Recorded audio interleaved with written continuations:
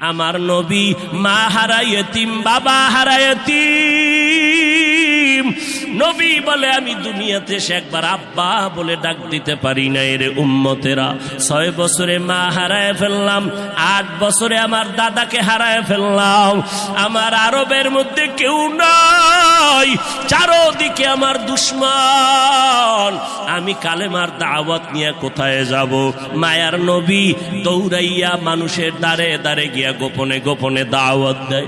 হাঁটতে হাঁটতে হাঁটতে হাঁটতে আমার নবী পাথরওয়ালা জমিন পারাইয়া তায়েফের ময়দানের কিনারায় দাঁড়ায় কয়, তোরা আমারে চিনোনি, আমি মক্কার মুহাম্মদ,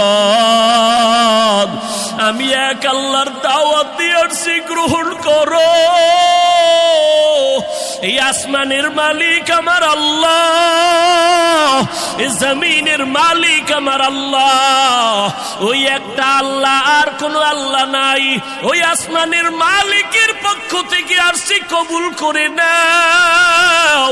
তায়েফের বেঈমানেরা কয়, এটা তো সেই মুহাম্মদ মক্কার পাগল।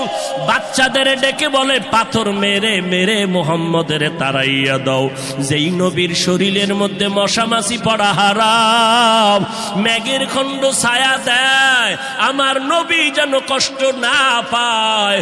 ওই শরীরের মধ্যে কাফেরের গোলামেরা এমন বৃষ্টির মতো পাথর মারতেছে, পাথর পরে পরে নবীর শরীর থেকে রক্ত প্রবাহিত হইয়া জুতা আটকাইয়া গেল।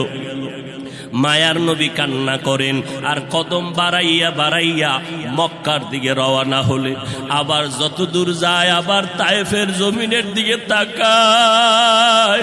আর আমার মায়ার নবী চোখের পানি ছেড়ে কান্না করে আর বলে, উদয়ার মালিক,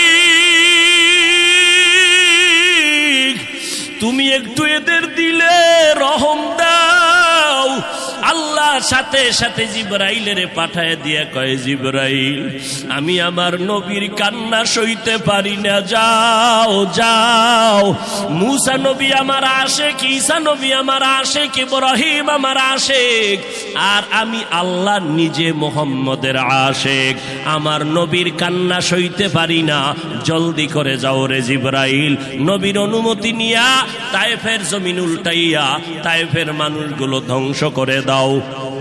জিবরাইল আমিন আইসা আমার নবীরে যখন বললেন, নবী বলে, খবরদার ও ভাই জিবরাইল, এই তায়েফের মানুষগুলোকে তুমি মারবা না রে ভাই, কারণ আমি দুনিয়াতে আসছি রহমাতুল লিল আলামিন। আজকে ওরা আমাকে চিনে না, এই জন্য আমারে পাথর মেরে তাড়ায় দেয়। ওরা যদি জানতো আমি মুহাম্মদকে, ওরা তো জানেন আমি মুহাম্মদের বাবা নাই, ওরা জানেন আমি মুহাম্মদের মা নাই, আমি মুহাম্মদ বড় অসহায়। ওরা যদি জানতো আমারে মোহাব্বত করে ওরা আদর করত, পাথর মারত না। ওরা চিনে না, এই জন্য আমাকে পাথর মেরে তাড়ায় দিতেছে। একদিন যদি কবুল করেন আমার আল্লাহ, ওদের দ্বারা কালেমার খেদমত হবে জমিনের ভিতরে, ওদেরকে মারা যাবে না। ও জিবরাইল, এদের উপরে কোনো আঘাত করিও না। আমার মায়ার নবী রক্ত পড়ে জুতা আটকায় গেল। আম্মা জান আয়েশা রাদিয়াল্লাহু আনহা বলেন, ও মুসলমান নবীর আশিক, আমার নবী আদর্শ কায়েমের জন্য রক্ত ঝরাইলেন, পেটে পাথর বাঁধলেন। ও নবীর উম্মতের দল, আজকে সেই নবীরে গালি দেওয়া হয়, ওই নবীর অপরাধী বলা হয়। তুমি নবীর আশিক উম্মতেরা চুপ কেমনে থাকো রে বাবা? মুসলমান সন্তানেরা, যুবকেরা, আজকে নবীর আদর্শের টুপি লাগাইলাম, দাড়িটা লম্বা করলাম, লম্বা জামা পরলাম, কই আমাদের খানাও বন্ধ হয় নাই, আমাদের লেখাপড়া স্বাধীনতাও নষ্ট হয় নাই।